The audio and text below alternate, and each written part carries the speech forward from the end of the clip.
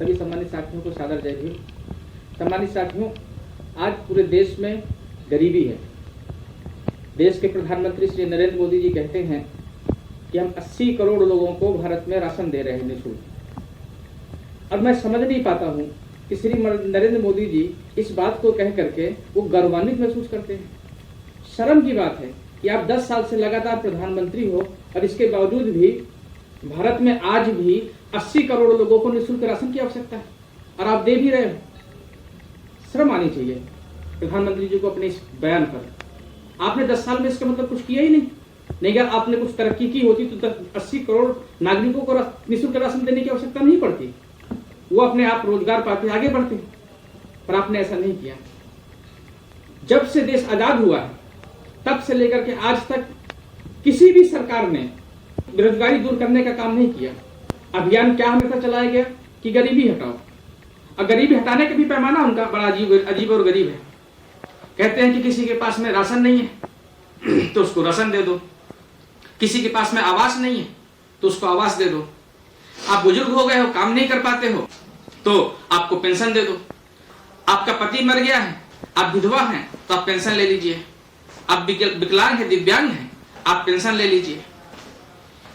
उनका मानना यह है कि ये सब चीजें दे दी जाएंगी तो वो अमीर हो जाएंगे। मैं एक बार एक सभा को संबोधित कर रहा था तो मैंने वहां लोगों से पूछा कि जिसको आज से 20 साल पहले पक्का मकान प्रधानमंत्री आवास मिल गया था या इंदिरा आवास मिल गया था तो क्या वो परिवार अमीर हो गया है? बोले नहीं। तो गरीबी देश की समस्या नहीं है।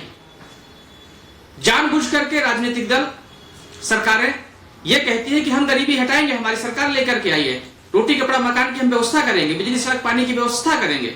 हम छोटे थे तब भी यही नारे लगाती थी सरकारें, तब भी ये नारे लगाते थे नेताओं के द्वारा।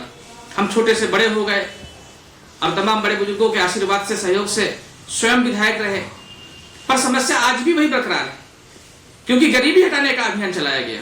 जबकि देश की असली समस्या गरीबी नहीं है, बेरोजगारी है। अगर आप हर हाथ को काम दे देंगे तो खुद ब खुद लोग अपना घर बना लेंगे, लोग सम्मान के साथ, स्वाभिमान के साथ जीवन यापन करेंगे। इसीलिए मैं कहना चाहता हूं, अपनी सरकारों का भी ध्यान आकर्षित करना चाहता हूं और नागरिकों का भी, कि असली समस्या की तरफ ध्यान होना चाहिए, कि बेरोजगारी दूर करने के लिए अभियान चलाया जाना चाहिए, न कि गरीबी हटाओ अभियान चलाना चाहिए। और नागरिकों से मैं अपील भी करूंगा कि अगर कोई व्यक्ति आता है गांव में, क्षेत्र में, आपके घरों में, गांवों में, कस्बों में वोट मांगने के लिए, तो आप उनसे कहिए कि नहीं साहब, ये समस्या नहीं है इस देश की। इस देश की समस्या बेरोजगारी है। आप बेरोजगारी दूर करने के लिए क्या कर रहे हैं? आज तो दुखद बात है कि जो सरकारी नौकरियां थी वो सरकारी नौकरियां भी प्रतिबंधित होती जा रही हैं। वहां पर भी उत्पीड़न है, शोषण है, क्योंकि वो संविदा या मैन पावर के नाम पर भर्तियां हो रही हैं। उत्पीड़न हो रहा है वहां पर बेरोजगार नौजवान साथियों का। एग्जाम कोई कराया जाता है तो एग्जाम की पेपर लीक जानबूझ करके सरकारें ही करा देती है ताकि लोगों को नौकरी से रोका जा सके।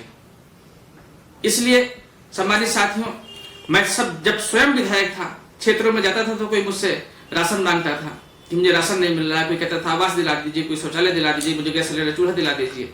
लेकिन एक भी व्यक्ति ये नहीं कहता था कि हमारा बच्चा पढ़ लिख गया है, उसको रोजगार नहीं मिल रहा है, हमारे छोटे छोटे बच्चे सरकारी स्कूलों में पढ़ाई नहीं मिल पा रही है, कोई नहीं कहता था।